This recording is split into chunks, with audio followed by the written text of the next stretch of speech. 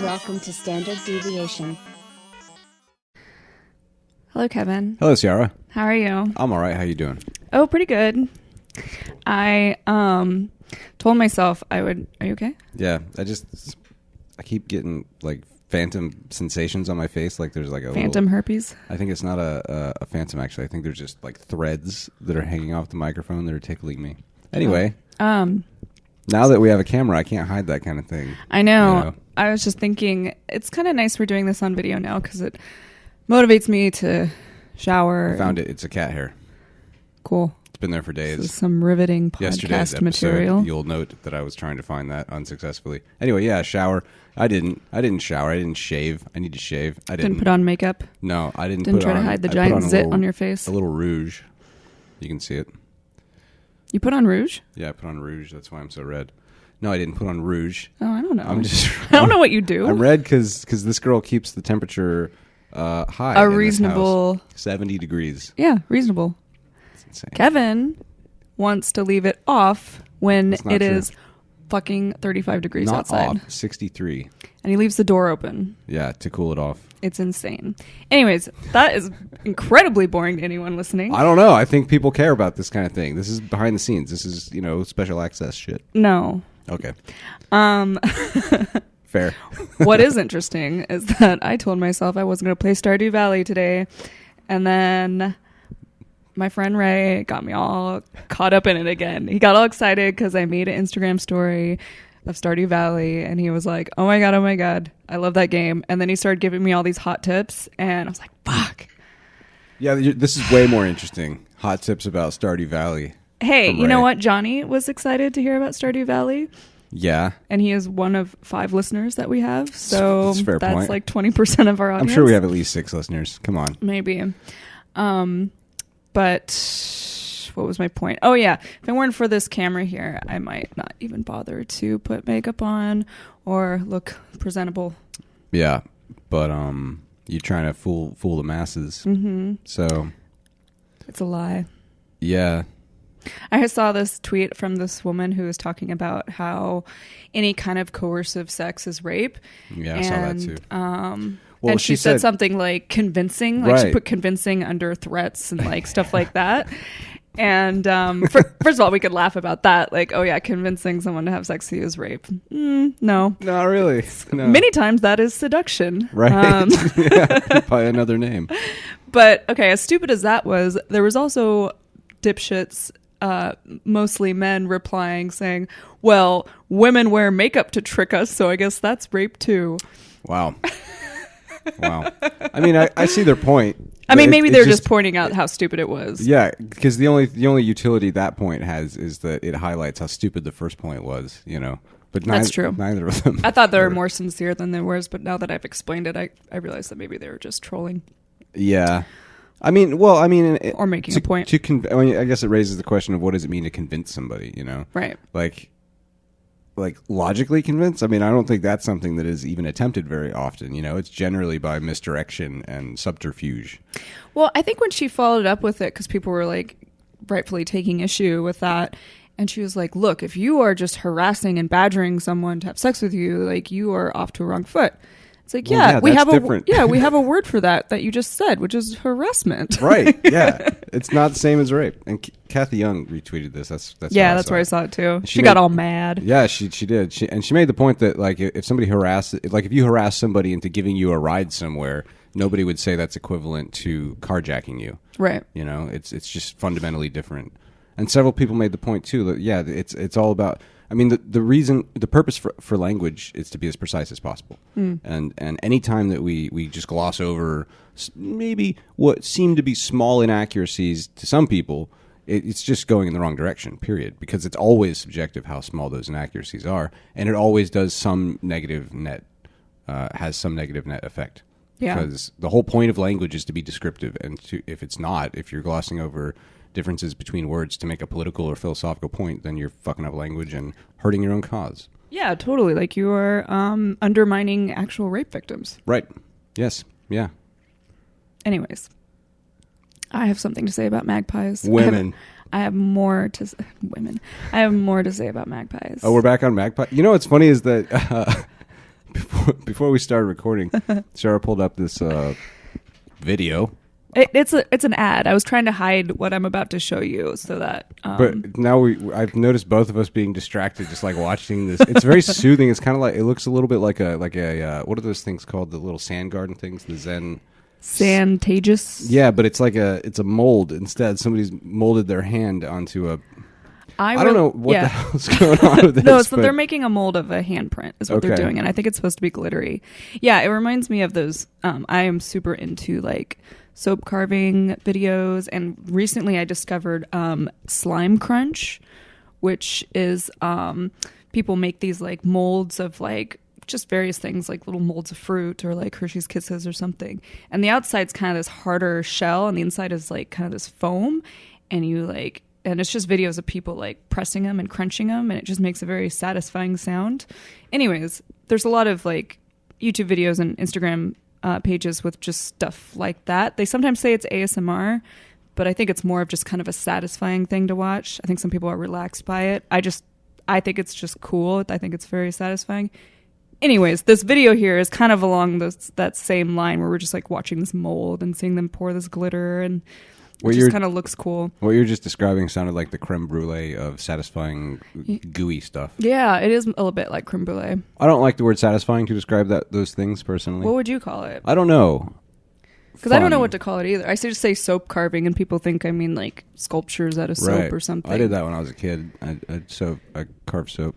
Yeah, for people who don't know what I'm talking about, it's literally like people taking soap, and sometimes they just kind of take a razor blade, like one of those box cutter kind of razor blades, and they just take like really like long cuts from it. And other times they do this thing where they cut like kind of like a bunch of cuts like vertically and a bunch horizontally, and then they slice off just a bunch of little cubes. And that's really cool. Yeah, it's and weird. I'm super into it. It's weird that it's so fun to watch. And I guess maybe satisfying is the right word, but I don't like that. Yeah, there is a sand one too. It's called Santageous, where it's like these sand molds and they carve it. I don't care for that too much. I thought I'd like it. You know, one that I like is when they slice honeycombs. Like covered in honey. That's a good one. And they slice them into slices. Yeah, that's like a real thing, though. They're just doing that, you know. Yeah, it makes me want to bite into it. Yeah. Yeah, honeycombs have a nice consistency. Oh, did you see that video where the guy just like, he got like a full like honeycomb from a beehive? Like he just took off the weird whatever shit that bees make on the outside of the honeycomb, that kind of feathery, dusty shell. And so it was just this big honeycomb, and then he just crushed the whole thing with his whole hands, and it just melted into honey. Wow, what an asshole. Well, no, he was cultivating the honey. Oh, okay. No, I haven't seen that. It's beautiful. That sounds pretty cool. I'll post it on our Twitter. So I wonder, I guess if that maybe that's just like the most efficient way to get all the honey out. You just squeeze it, just like wring it out or something. Yeah, I don't know. I'd have to ask my mom, actually. She's into beekeeping. That's cool. Yeah, she makes honey. Sort of. My mom's very interesting. I guess, okay, I don't know much about beekeeping, and every time I ask my mom to explain it to me, I tune her out because it's boring. Should stop asking her. Well, it's one of those things because I really do want to learn, and I don't mean to tune her out, but like, well, you know who I am. Like, my brain just decides for me, like, this isn't interesting. So what's beekeeping like? No, but she's really into it, and like apparently there are two like directions you can go to if you're a beekeeper. One is you can make queens. Split. Sorry, What? I just got bored and zoned out. I had to remind myself what you were talking about. Oh, I just realized my mom listens to our podcast sometimes. Oh, really? Yeah, sorry, Mom. Well, I mean, it's not, you're not saying she's boring, just No. the topic that you keep asking about. It's more of a comment on me and how bad I am at paying attention to things. Yeah, you're quite bad. I consider it kind of a superpower, though, in a way. Because it lets you live your own world, like it's like you carry around a bubble. It's a thing. It's something I don't like about myself. I really wish I could pay attention to people more. I can't not pay attention to whatever's happening around me, and it's really annoying. I mean, I'm exaggerating to some extent, but like when we're sitting on the couch 2 rooms away, I have to make sure that the blinds and the doors are closed 3 rooms away, because a little bit of light will come in and just mess up my whole world while I'm watching TV or something. Yeah, I guess that's the other end. Yeah, I notice everything. Anyways, so there's 2 directions you can go to with beekeeping, and it's my understanding. You can make queens, which means like there can only be one queen per hive. And so I forget what you have to do to make a queen, but basically every time you make one, it splits the hive. And my mom was really into that for a while, and she had like 15 hives or something. And then she was like, maybe I should go the other direction, which is making honey. Which makes a lot of sense. She was like 3 years into beekeeping before she was like, maybe I should get something out of this. And then she started like doing like the honey cultivating type of beekeeping. And then that's when she started getting honey and stuff. So I'm really pretty cool. I'm really curious about this queen making activity. This is strange. Yeah, you'll have to ask her next time because it's this whole process, because it's like I think it's like a normal bee that becomes a queen. That's it's not weird. Just like a The queen that's produced. Born. Yeah. The queen is Everyone's born. like, oh, it's another queen. Let's start worshiping her and shit. Yeah, isn't it the deal that like a hive with a queen, she's like the only female or something? I think that's a misconception. Oh, you're saying I'm wrong. I don't know. You might be right. I feel like I heard that was a misconception though. You look distracted by I this know. video. Yeah. So your plan was to just let ads play to... Well, I just wanted to hide what I'm going to show you in a minute. Well, why don't we just cut to the chase? Okay, so... Because we both just keep getting drawn into this. Now they're painting a sponge red. Yeah, it's a really cool video. I kind of like it. I don't know why. Oh, little buddies. Okay. They're making sponge stamps to the people who are listening or watching and don't see this riveting video, which is probably way more fascinating than us. Okay, so magpies. God, we got off topic like 20 different times. So we were talking about magpies last episode, and magpies, I did a little research on magpies afterwards, and it turns out there's a bunch of different kinds, and I was specifically talking about the Australian kind, which they look like ravens. They're actually related to ravens and crows, but instead of being completely black, they're black and white, and Australians typically don't like them because right around like breeding season or when they have a nest, magpies are super territorial. And if you just like walk by or ride your bike by a tree where they have a nest, they will come down and swoop and attack you. And it's like this really common thing that happens. So I was kind of curious and I was like looking it up. First of all, there are people who have died from this because from magpie attacks? Yes, because what typically happens and what they recommend is if you're on a bike, get off your bike and walk. Because otherwise, how this person, I believe, died was he was on a bike and the magpie was attacking him and then he got in a bike crash. Oh, okay. Yeah. All right, well, that makes sense. But what... Oh, yeah. All right. So, and then I was looking at typical defenses that Australians have for this. And all right, I'm going to go in order of hilarity. So the first one is they wear helmets like this, which is, it's a woman with a helmet and about like 50 zip ties stuck to it, protruding like... About a foot? Yeah, a foot and a half from her helmet. And it looks, I don't know what it looks like. It looks like just a ridiculous hat. Has all different colors, and apparently the idea is that magpie will attack the like closest point to it, so it'll just attack the tip of these zip ties and not the person's head. That's fucking hilarious. Okay, this is even funnier. Apparently, little kids would wear cutout like ice cream containers with giant eyeballs drawn on the backside, because apparently if you make eye contact with magpies, they won't attack you. They always attack you from behind. Really? So the idea was if they drew ridiculous eyes like this, then the magpie wouldn't attack. And then if it does, at least you have this like barrier of this ice cream bucket barrier. I wonder if that's true. Like if you can just stare down magpies, get them to fuck off. Well, and here's a funny thing that I didn't really look into, but in this article it says, okay, it talked about the zip tie helmet. It says, we've come a long way from the ye old upside down ice cream bucket that evolved in the 80s, before it was legal to wear a helmet. Are they saying it was illegal to wear a helmet before? Maybe like a magpie helmet. Why? Why would it ever be illegal to wear a helmet in any scenario? I mean, the only thing I can't imagine it was ever illegal to wear just a helmet, but maybe that's what it says. but maybe a helmet with zip ties sticking out of it, because maybe people thought it would harm the magpies or something. Huh? You know, which maybe it could. We need to look more into that, though, because, yeah, I want to know what they're talking about. Illegal to wear a helmet. That's pretty hard to imagine. Do you know what's weird is I had a dream last night, and this is one of the times when you usually zone out is when I talk about dreams. It's kind of known as a social faux pas to not talk about your dreams. To boring people, yes, it is known as that. No, to interesting people. I don't think so. That care about reality and things that actually exist and not nonsensical stories that go nowhere. So the background for this, for those who don't know, is that Ciara doesn't believe dreams have any meaning or purpose whatsoever, which is cute. Anyway, yeah. I dreamed that I was riding a bike around places, and there was a lot of thoughts about helmets because I think in the dream there weren't helmets, and I was like, why aren't we wearing helmets? This is crazy. And then I was riding around with a cop for some reason, and then we saw suspicious activity on somebody's front porch, and it turns out they were loading shell casings. They were like putting bullets in shells and making rounds, and that was suspicious. But anyway, I dreamed about riding a bike without a helmet and wondering about why we weren't wearing helmets, which is interesting. Cool. I think it was about Burning Man originally, because at Burning Man there are lots of bikes and practically no helmets, but there's also a 5-mile-an-hour speed limit. So, moving on. What is the third thing that Australians do to fight magpies? No, that was it. It was just 2. Oh, there's only 2? Yeah. It's kind of a letdown. Yeah. I was hoping shotguns would be in there. Well, it's Australia. They don't really have guns there. Samurai swords. Look at this picture. That's funny. Wow. Yeah, but if you just look up magpie swooping Australia, there's just some funny pictures of people on bikes and like it's a scary cameras. looking bird.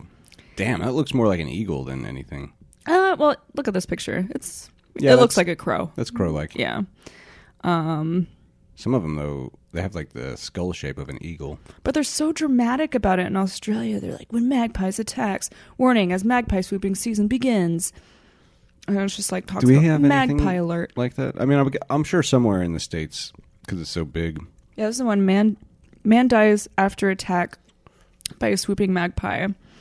A cyclist died in Australia on Sunday after being startled by a swooping magpie, a native Australian bird that gets aggressive in the spring around breeding season.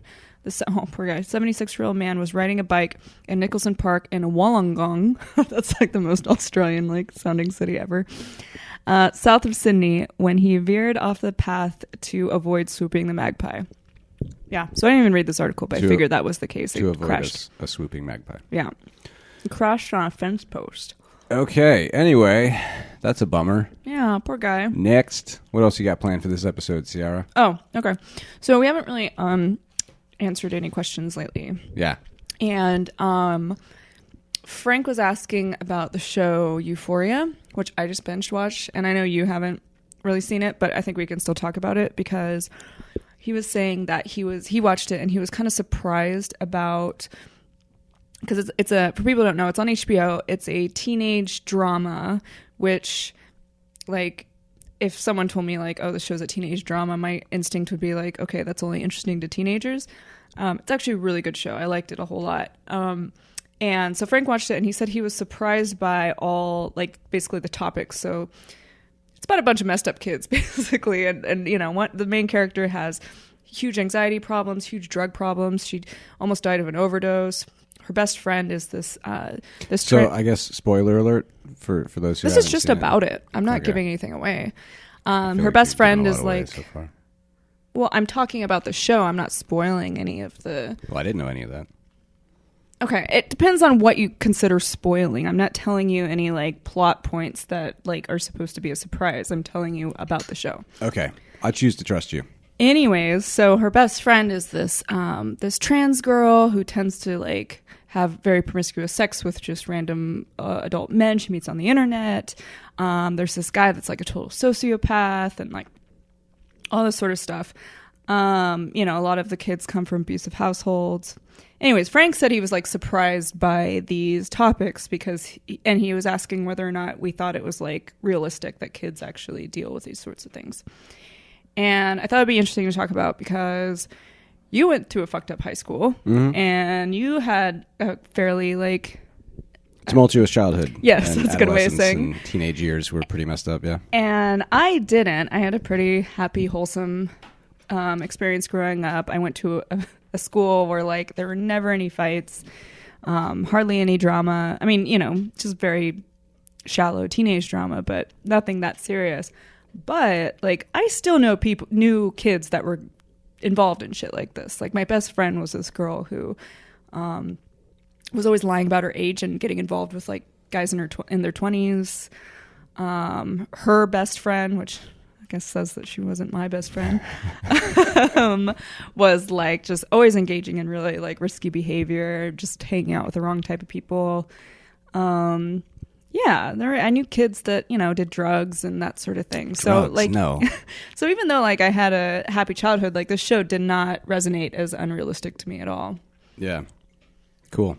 I don't know. I haven't seen the show, so. You don't have to see the show. We're just talking about like kids that grew up and had to deal with like serious issues like that. Yeah. How old are the kids in the show? Like 16. And when we're talking about adult issues, like from what you said, I can only remember a couple, like banging adults as a teenager was one, and violence was that? Like there's domestic abuse. The main character is a big drug addict, and she almost died of an overdose.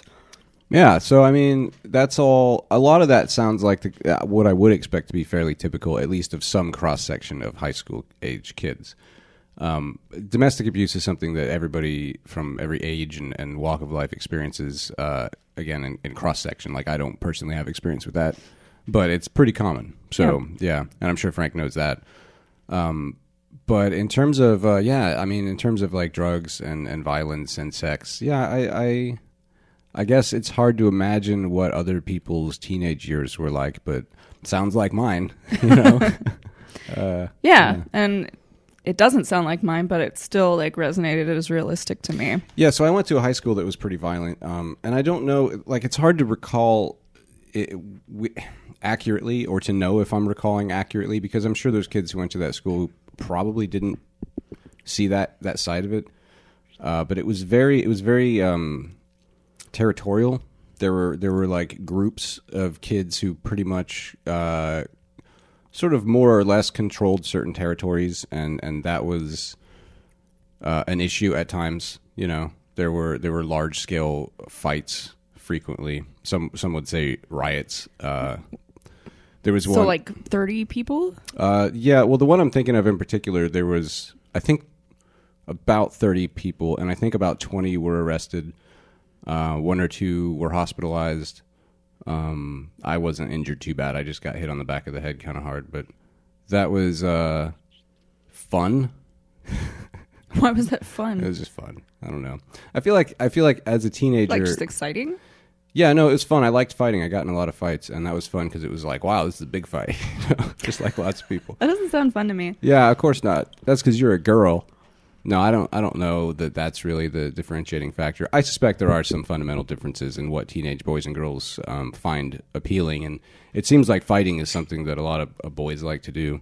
Yeah, that's true. And it's hard to say how much of that is biological versus cultural, but probably a little bit of both. I would estimate. Probably mostly biological. Yeah. So yeah, I mean, violence, even small scale like fighting was really common. For me, it started in middle school, so I was about 11 when I started getting in fights in school, and that continued until I was 15, the year I was expelled from school for drug possession. And that was the last time I was in a fight, really. And I was charged for that one. I was charged with two. I think one was a felony and one was a misdemeanor within like 2 weeks. So I kind of calmed down a bit after that. Drugs, yeah. I mean, me and most of my friends were arrested and expelled for drugs in high school. And my friends weren't. I mean, there was also a broad cross section of friends, but for the most part, they were some of the smartest people around and the most interesting and dynamic people around. And it says a lot that they were the ones more likely to be pushed out alongside just complete fuck-ups who were making the same mistakes. And I think it speaks to the downside of things like zero-tolerance policies as well, because we had a strong zero-tolerance culture, which for those who don't know, that means that there's like pre-prescribed punishments for different offenses. So if you're caught with a controlled substance, you have like certain things that have to happen, like you have to be expelled, you have to go to so much community service or whatever. And some of that's fine. Community service, I feel like that's a pretty good punishment for like anything. But expulsion, it's pretty severe. Yeah, and that doesn't seem like oh, things are really going to turn around for that kid after he's expelled from school. Right. You know, And this is the problem with corrections in general. Like punishment and corrections is a lot of it kind of misses the point of correcting. You know, Yeah. You're supposed to help people, right? And I mean, I think it's also important to keep in mind too, like what are the types of things that my friends and myself were expelled for. So I had a chemical precursor to GHB called GBL, gamma-butyrolactone, and I was just taking it, you know, because I was an idiot, and that's what idiots do when they're in school. They take drugs. But at the same time, there was 2 weeks earlier, there was a kid who was selling the same drug, and I certainly never sold it. And he was reckless about it, and 2 girls went into comas. They both survived, fortunately, but there were a lot of people like overdosing, and it was really serious kind of public health threat. So, you know, I can see why there'd be certain sensitivity around that drug and other synthetic chemicals like that are actually really dangerous. But then another friend of mine had a pot seed in his ashtray. And I can't remember why his car was searched, but we had cops just randomly searching cars and lockers all the time at my school. And yeah, he was expelled for having a pot seed. And he was, as far as I know, a straight A and B student, doing well. He's a computer engineer now. And that was not called for, didn't do any good. Right. And he didn't do anything especially egregious. I mean, for a 16-year-old to have a pot seed in his ashtray is not exactly the worst thing in the world, you know? Yeah, I remember it was like 10-ish years ago, my friend's brother was a teacher. I can't remember what grade he taught. Doesn't really matter. But he got pulled over and got caught with like a nug of weed and lost his job. Yeah. And it's like, really? Is that better that we have one less teacher? Right. Yeah. For weed. Yeah, exactly. And this is, you know, granted it was before it was like legalized and all that, but still it's like, come on. Yeah. Come on. It's pretty fucked. Yeah, and sex, yeah, I mean my first sexual partner was 10 years older than me when I was 17, which was 2 years after I was expelled from high school. So you were raped. I guess. I wouldn't say that, but I mean, it depends on your definitions. And this is the problem with using words loosely, you know. Right. You know, like statutory rape, I'm certainly not going to go on a rant in favor of statutory rape, but I will say that there's a reason it's called statutory rape, meaning it's a rape according to statutes, which isn't rape. You know, it's maybe it's bad sex by some philosophies. Okay, sure. But let's have a different name for it, you know, just adding an adjective or an adverb to rape. Yeah. And qualifying it like that is a bit disingenuous and confusing and really not a good use of language, I would say. Yeah, I mean, because there's no worldview under which I was raped. That's just silly. Yeah, and when it comes to statutory rape, I would say maybe at worst there's a grooming situation going on, and you know, one person sort of manipulating and taking advantage of another. Mm-hmm. And that's at worst, and I'm not saying that's not bad, but it's not quite rape. It's something different. And then at best, you had a good time when you were 17. Yeah, then that was my case. Yeah, I was not complaining, and I'm not complaining now. There's no complaints at any point along the way. Right. Yeah. Yeah. And I think, you know, a lot of this is because I grew up in like a kind of a rural Florida town, which, I mean, it probably doesn't take much imagination to imagine, you know, what kind of shit goes on. It's pretty much the stereotypes you're expecting, really. Yeah, Florida. I saw a friend of mine who was visiting Panama City Beach recently, and that's where we grew up, around that area, a couple hours away. And he saw this sign. It was like a gas station, and the sign, it was a sign, you know, like usually they'll have like Diet Coke and beef jerky on the sign, or like cigarettes or gas or something. This was Kratom knives and hoodies was what they were advertising. And there was like just an alligator on the sign or something. It's like, an alligator. That sounds about right. That sounds like Florida. Yeah, so I mean, it's certainly. I will also defend Floridians because there's a lot of people who think that all of Florida is just garbage, you know, and it's not. There are great places in Florida, and there's even great people in Florida in shitty places that are still good people. But yeah, it's not the place I would choose to raise kids. It's really easy to both get wrapped up in problematic groups and behaviors, and also to be excessively punished legally if you get caught. Then it's just a lose-lose, you know, because on the one hand you're risking your health and well-being and your future just engaging in certain risky activities, and then if you get caught, the reactions are often just absurd and off the charts. Yeah, and from what you told me, like it's also a boring place, and there's not much to do except get into trouble. Yeah, there's not a lot going on. I mean, like the town I grew up in, the largest employer was Walmart, and the second largest was the sheriff's department, or vice versa. Those two were kind of neck and neck, if I remember correctly, and there were just cops everywhere. There was literally a period where like some of the kids I went to school with would go to the local Walmart parking lot on the weekends to get trashed. Like that's the kind of town this is, like let's head over to Walmart, get drunk in the parking lot in our pickup trucks. Like, and I don't know how they got away with that with so many cops, but eventually, they got shut down, obviously. I mean, we had a somewhat elegant and what turned out to be a really nice solution to this. When we were throwing parties, we would often go out to a secluded spot on the beach where we lived, and have what we called luau's, which were just like bonfires with lots of drinking and music and partying, and that was great. It was a wonderful solution because it was isolated. We kept our mess contained. Nobody knew it was there. And then that area started being developed, and we started getting kicked out by the cops, and that was a bummer. But it worked while it worked, but that was kind of lucky, and I don't think that kids should have to resort to that kind of thing to avoid potentially life-changing, catastrophic repercussions of things that really aren't that big a deal. Right. Like drinking some whiskey on the weekends, And I think it also speaks to...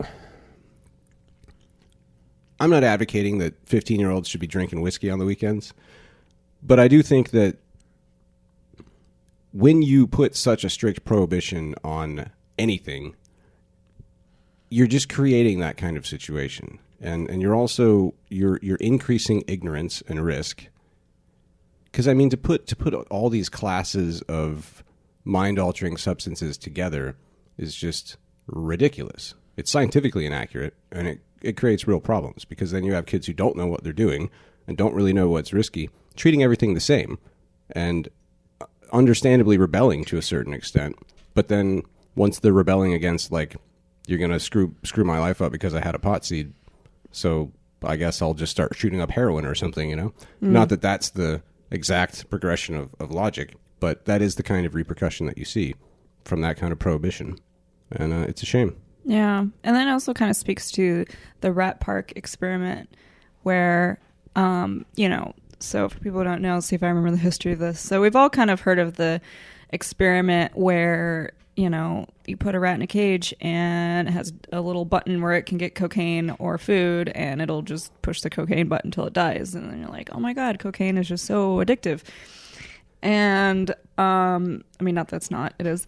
But someone was like, well, I don't really, I kind of reject the premise of this experiment. Like, you're just putting a rat in a cage and it just has these two options. Like, what would happen if I created a rat park and gave, just the perfect environment for a rat where it has places to exercise. Socialization. It has mates. It has, friends and other rats that it can fuck. And I don't know what else rats like, just TV. Trash it can rub against. And, plenty of food, plenty of water, and cocaine. And what happens there is the rat, has cocaine sometimes, but it's not obsessed with it. It's not totally addicted to it, and it mostly just enjoys its life. Yeah. So, if you put kids in that environment, whether you agree with it or not, whether it's right or wrong, like some percentage is just going to become addicted to something because there's nothing else to do. Yeah, for sure. I mean, it's just common sense. It's biology. It is kind of obvious when you look at it that way. I mean, I was always surprised that kids were considered abnormal or problematic if they rebelled from school, because you're taking kids like speaking as a teenage boy. The idea that I was going to sit still in a classroom from 7 a.m. to 3 or whatever and focus on learning math or something, right. That's just ridiculous. Teenage boys, at the very least, and probably girls and everything in between to greater and lesser extent, are more or less engineered by millennia of evolution to fight and fuck. And that's pretty much all they're thinking about. And again, to greater or lesser extent, eating and sleeping are included just by default. Yeah. I just remember how obsessed with food I was at school. I was always just waiting for lunchtime, just looking at the clock, thinking about when can I eat? Yeah. Yeah, and I mean, and then setting aside all the behavioral problems and the ridiculous strictures that were imposed on kids by the institutions surrounding school, if you just look at it from like a biological standpoint, forcing kids to wake up at the hour they have to get up and get ready and go to school and then expect them to learn and excel in that environment is just so fucking stupid. It's just ridiculous. And I think a lot of the kids who do well and excel in that environment are suffering from rather severe psychopathological conditioning and once they reach middle age, don't know who they are and have a lot of crises, you know? Granted, that's generalizing, and maybe I want to generalize because I didn't do that great in school, you know, so I like to think those kids are all fucked up now. I'm kidding to some extent, but I do think that if you want people to do well, you know, whether that's economically or personally, and develop into thriving, capable individuals who can make a better world for the next generation. That's not how you do it. You don't do it by enforcing chronic sleep deprivation and treating them like they're unreasonable for wanting to stand up every now and then. So this is how silly, well, not silly, quite good, kind of hippie, ridiculous my school was. One of my morning classes, the teacher had, it was basically like a morning meditation. She called it Quiet the Mind. And we basically had 10 minutes to just do what we want, but it had to be quiet. So the idea was like we'd meditate, or we were allowed to maybe go outside and look at a tree or do yoga or something. And look at a tree. I would go behind the curtain and make out with one of the boys. Nice. Yeah. Nice. As long as you were quiet. Yeah. It's fine. We were pretty quiet. Yeah, we didn't have stuff like that. I know, right? It's like two opposite ends of the spectrums of schools we went to. Yeah, like most of my classes were taught by coaches because we didn't. I mean, the area was not. It wasn't an appealing area. Like it was hard to attract qualified teachers, and I'm sure it was poor. You know, like paying them. It's always a problem, but it's probably more so in a place like this. So our classes were taught predominantly by coaches who were like doing double time. They were just working overtime to teach algebra while not coaching football. I'm sure they were thrilled to be there too. Yeah. I mean, I got to say they did a pretty good job, like considering that most of them weren't actually professionally trained in whatever topics they were teaching or in education outside of just coaching. But, so, you know, kudos to them for pulling it off to the extent that they did. But, yeah, I just listening to that, it just reminded me of like, it's just immediately flashed to some of the worst experiences I had with teachers and their rules. And there was this one guy, I want to call him out by name so bad, but I'm not going to do that. But he was a former Marine drill instructor, and you could tell, you know, it was like he was still in the Marines when he was teaching class. There was one day I was reading. This is a funny story. I was in a math class, not paying attention, of course. I was reading a book of poetry. I was reading Leaves of Grass by Walt Whitman instead of paying attention to math. And we had a substitute teacher that day. And apparently they had worked out this arrangement where they knew the class was so incredibly misbehaved all the time that if anybody does anything wrong, just send them next door to this drill instructor's class, which was like right next door. So when she caught me reading a book of poetry, she sent me over to this drill instructor's math class. And he just immediately, like, he grabbed the book from me and literally threw it across the room, and it like smacked the wall. That's a good arm, because this was a light, like paperback book, and it made it like 20 feet across the room, and then made like a sizable impact on the wall, and then just like chest butted me into the corner of the room, and proceeded to teach math, I guess. Wow. You could say. Yeah, I don't remember anything he taught, you know, and I'm pretty sure he didn't teach anything. God, you would have loved the school I went to. There were like a group of boys that wrote and read poetry during assemblies, and they were like, it was, you know, you kind of think like, oh, maybe they were kind of little sissy boys or something. These were like aggro boys, and they were lucky enough to go to a school where like that aggression was funneled into something like artistic. That's so because cool. like they would write like angry poems, and they're really well done. Like they had a talent for, you know, being teenagers. And yeah, they really got it out like during assemblies and stuff like that. But I remember like hanging out with them, and we'd hang out and just like read out of poetry books to each other. Yeah, we get in so trouble wholesome. for that at school. What do? You read Walt Whitman at school? How dare you? You should be physically assaulted for that. Oh, that's so funny. Yeah, then I remember once I had a in-school suspension, which I gotta say, whoever thought that up, good job, because I hated that. Like, out-of-school suspension was awesome, because just don't go to school. Great. Yeah. I didn't fucking want to. Oh, darn. Right. Oh, no, I gotta sit home. But then they had in-school suspension, which is where you're suspended, but you're still in school. So what is that? Okay, let me tell you. First, you go to a special trailer, because it was Florida. Most of the school was in trailers, which is a whole other thing.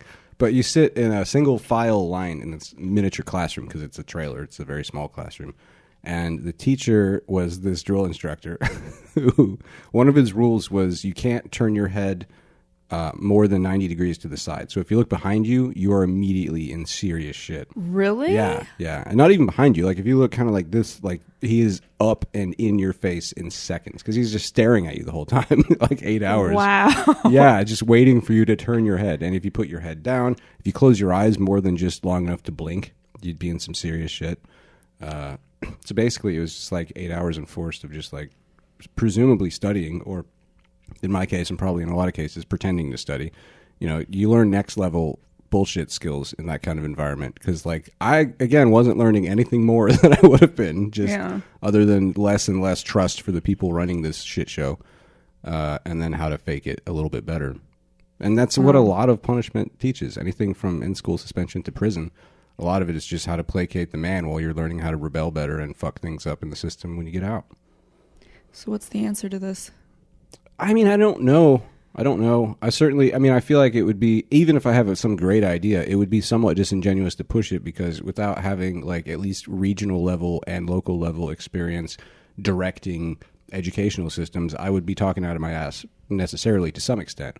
Having said that, I think at a base level, just simple consideration and open-mindedness, I think, goes a long way. The one thing that stuck with me since I was a kid that I still think today as a 35-year-old is that there is a lot of expectations put on kids that seem to just stem from a lack of empathy and a lack of self-awareness on the part of adults. And it's silly, it's ridiculous. And these kinds of situations that I'm describing and the reactions to them, it should be plain why these are wrong. And if it's not plain, then anybody who holds the idea that these are the appropriate reactions, I would suggest look at some data and try to back that up. You know, you can back it up with your own experiences and anecdotes and your own brand of logic and world philosophy, but that only gets you so far. And if we're talking about large-scale processes and policies and managing millions of kids at a time or even just hundreds, you have to back that by data. And there's certainly no data suggesting that zero tolerance policies are effective or useful, or do anything but harm. Yeah, it's just so hard because like you can complain about those teachers, but who knows what their fucking lives were like. And then it's like, I don't know how big your classrooms are, but I don't know, 50 kids to like one teacher, and you know whatever, they probably have like a shit marriage and maybe their own drug problems and a million other things that they have to worry about. And the idea of giving this like special individual attention to each kid, you know, knowing by a case-by-case basis like what kind of reaction you should have to however they're behaving, it's just it's too not much. Reasonable. So I think that openness and empathy does go both ways too. And I'm empathetic to the people who mistreated me to a large extent because you summed it up pretty well. I have no idea how hard it was for them. And if I were in a similar situation with that many kids and that level, I don't know how it compares on average to the area, the state, the nation, the world, but that level of violence in the schools I went to and drug use, it's easy to imagine just resorting to kind of a hard-ass stance on these things because you have to do something to instill some kind of discipline and order. But I don't think that's the right way. You know? Yeah. And zero tolerance policies are just like I would be surprised to find anybody of cogent mind who still supports them. I remember there were a couple that Well, didn't that come from? Because when I think of zero tolerance, I think of school shootings, and I remember there was like a zero tolerance for guns. Did that equally stupid? And here's why. Well, not. Before you say that, is that where that came from though? Because that's when I first started hearing like zero tolerance was like. I don't know. I'm not sure. Probably not.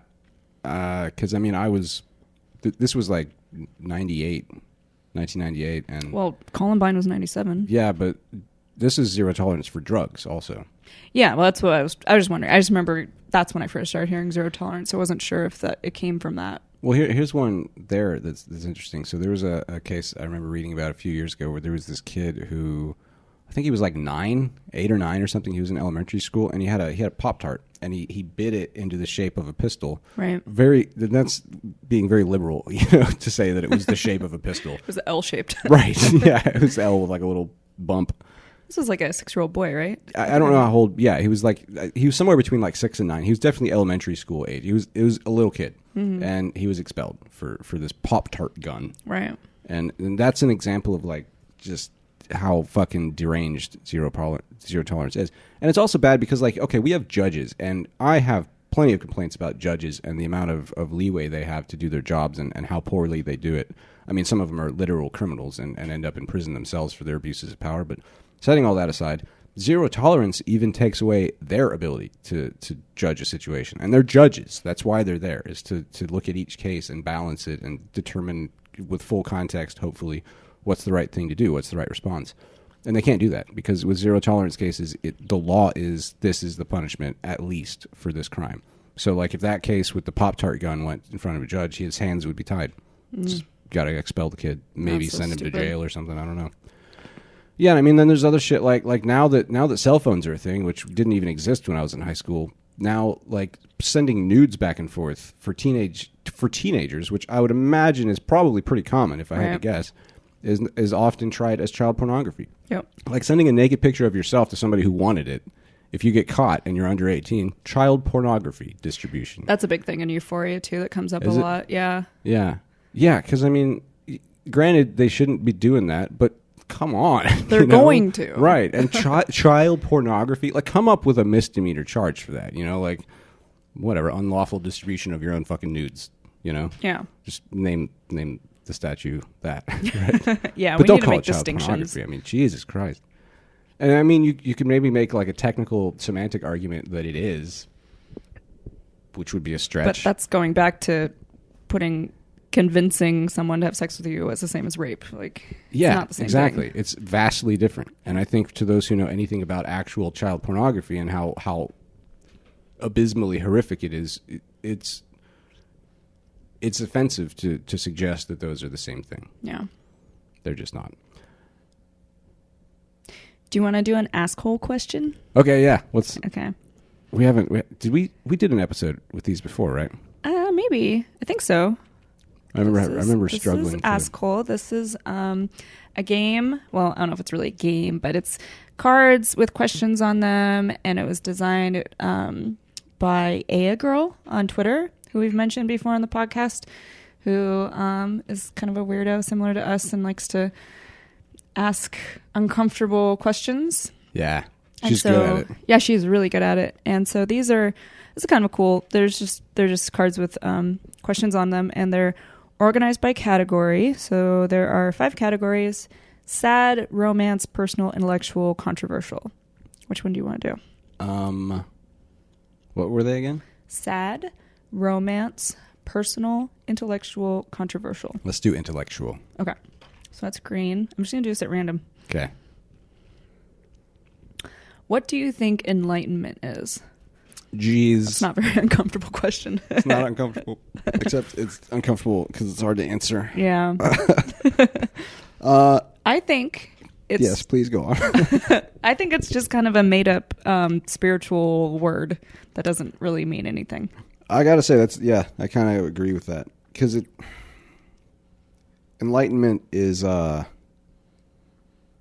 the very least, it's not quite definable. You know, it's kind of like the word spiritual. When people say they're spiritual, I don't know what the fuck they're talking about. Yeah, and to the extent that it does represent something in the real world, I think it's more or less impossible to pin that down.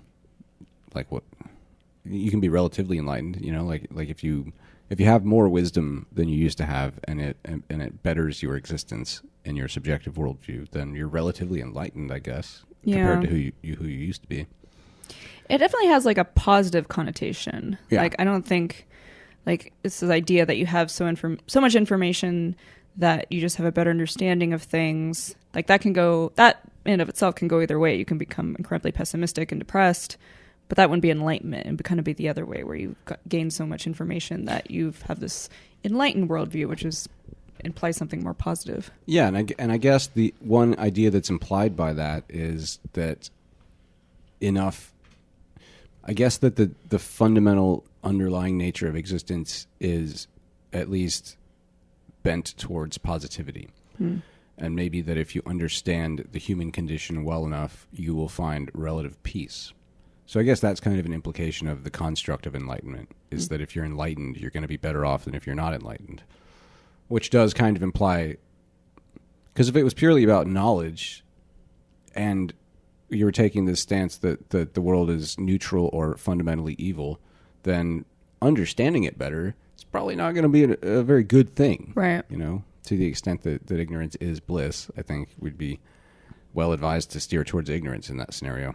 But given that enlightenment generally has a positive connotation, yeah, I guess it does kind of imply a fundamentally positive worldview underneath all the chaos. Cool. That's pretty good. Yeah, I think we did well on that. Yeah. Yeah. Should we do another one? Yeah, let's do another one. Okay. Do you want to do the same category or a different one? I don't care. Why don't you choose? Okay. Let's do a controversial one. Okay. Yeah, we don't cover enough controversies on this show. Do you have any political or social opinions that you're afraid to express to your friends? Yes. Yeah, I think some depends on the friends. friend. Yeah. You and I don't think there's anything between us that I was like, ooh, I can't have Kevin know this about me. No, but I have a lot of friends who I just can't. I wouldn't say I'm afraid, but like I just know it's pointless. Maybe not pointless, but essentially pointless. Like Jordan Peterson is a great example. I'm a liberal, and most of my friends are liberals, and it's a non-starter. Yeah. Most of the time. I tried for years, but it's just usually really counterproductive to talk about Jordan Peterson favorably. Yeah. Yeah, same here. I am also a liberal. Most of my friends are liberals. But yeah, I do have, you could say, woke friends that I tend to get in trouble with. I don't know. I in theory, I like to talk to people about things we disagree with because I find it interesting, and I like to figure out how people come to their conclusions if they've come to a different conclusion than I have. But I found other people don't like that, and they tend to get like very emotional, and they take it personally that we have a disagreement that I think shouldn't be personal. So I've learned to just, avoid certain topics, and I am scared to bring them up because I'm afraid of that sort of butting of heads and tarnishing of the relationship. And it's usually like, Jordan Peterson's a big one. So even Feminism Sam Harris, is... to really? a large extent, yeah. I have friends who really seem to despise him and think some pretty crazy stuff about him. Well, yeah, the thing about Sam Harris is a lot of people think he's like pro-torture, I think is one of the big ones. That's one. Big misconception about him. And a lot of people think he's a white supremacist. Oh, yeah. Which is interesting because, first of all, he's Jewish. Right. And secondly, Well, he's not matter. a white supremacist. Like, he's white passing. Right, so. white passing, yeah. Yeah, but I mean, I got to give kudos to Sam Harris and others who approach difficult topics like racism with a pretty open disposition and an open mind, because he really is willing to take on a lot of slings and arrows from the public with some of the topics that he discusses, like the bell curve. That book by I forget his name, but he had that author on his show, and they talked about the one really, as far as I recall, one paragraph in that book that was problematic to the extent that it implied a correlation between race and IQ. Mm-hmm. I don't even think it made too strong of a case on that front. But that's the kind of thing that should be discussed, whether you're for it or against it. It's risky to even bring that to the forefront and to talk with the guy who wrote that book that was so controversial. Right. And Harris's argument, which I think is a fair one, is that, first of all, he thinks the data that, God, I can't think of the guy's name either right now, that he came up with, he's like, no, this is correct, this data he's addressing. And if this is such a taboo thing to talk about, like, we're going to keep coming across it because it's true. And if it's too taboo to talk about, then it's left to the real racists and white supremacists to talk about. Yeah. And they're going to get really good about talking about it, and they're going to convert more people, and then we're going to have a serious problem. And we'll have no defense for it because we've spent the last 40 years refusing to talk about it on the left, and that's dangerous. I will say also, beyond that, I actually don't agree with their conclusions with either of them, or I wouldn't say conclusions, but some of the things both of them said I don't agree with. I recall Sam Harris making the point that if these data were simply due to cultural and social differences in the groups of people that took the test, well, basically that he would be surprised by these degrees of variation. And I would not remotely be surprised by that. and I think it is questionable logic, and I could be wrong. Granted, it is possible, but until that argument is very thoroughly fleshed out, I think it's a bit, maybe I wouldn't recommend coming down on that side of it without full backing, from actual coming down rigorous what side data of it? analysis. On the side that this isn't due to conditioning and social institutions being what they are, and histories and the countries where these IQ tests were conducted, and the things like language barriers and access to education. Because it's true that knowledge isn't equivalent to IQ, but general knowledge is a component of IQ, and things like language skills are a strong component of IQ tests. And I think that it's within reason to imagine that a lot of these differences, possibly all of them, are due to social conditions. And I won't say that Harrison explicitly said that's not the case, but at the very least, I could see him coming down on either side of that, and I don't agree with that. But I still give him props for saying it. Yeah. Yeah, a lot of the stuff, I haven't studied the bell curve or a lot of what this controversy is around, I guess for the reason that it's it's kind of scary too, because it's so taboo. But I look at where the person is coming from and where Sam Harris is coming from is his, basically what I said, the argument that this data is out there and we need to address it and talk about it. We shouldn't be scared of talking about anything, and we shouldn't ostracize people who bring it up. I mean, we should ostracize people who say promote genocide and right. Crazy shit like that. People for who sure are openly, overtly racist, we should certainly ostracize them. But even then, in a logical way, preferably, because there are idiots who are going to fall behind them if your only approach to criticizing them is purely ad hominem. Right. We need to point out why they're wrong and why they're harmful for being wrong in this particular way. Mm-hmm. And I will also say one thing that stood out from that conversation is Harris and his guest both made the point that regardless of whether these data and what they indicate is true or not, the differences between races in IQ, if there is any difference, is less than the variation within any given race, which means that any one person you meet from any one race, you have no idea how smart or capable they are based on the performance of their ethnic group on a test. Mm-hmm. Even if those results are valid, you still can't tell because that variation is stronger. Yeah. Yeah, generalizations are good for understanding large populations, but on an individual level, it says nothing about any given person that you meet. Yeah. All right, should we end it there? Or do you have something more to say? No, there's a lot more to say, I'm sure, but yeah. All right. Goodbye, everyone. I'm going to go back and listen to that conversation again because it was interesting. Yeah. It was interesting and stretched the mind a bit. But yeah, we'll leave it there. Send us your listener questions. I know I say that every time. Yeah. And we often don't cover them, but we still have them. They're in a spreadsheet. They are. And sitting on that spreadsheet. We keep track of which ones we've answered, so we haven't lost any of them. Yeah. And one day we should do a lightning round. We just go back and just answer rapid fire, 10 seconds on each question. Oh, God, but the questions aren't rapid fire type No, questions. that's what would make it cool. I mean, I guess they could be. Yeah. I mean, the Euphoria thing, the question was is this what teenage life is like? Yes. Yes. Next.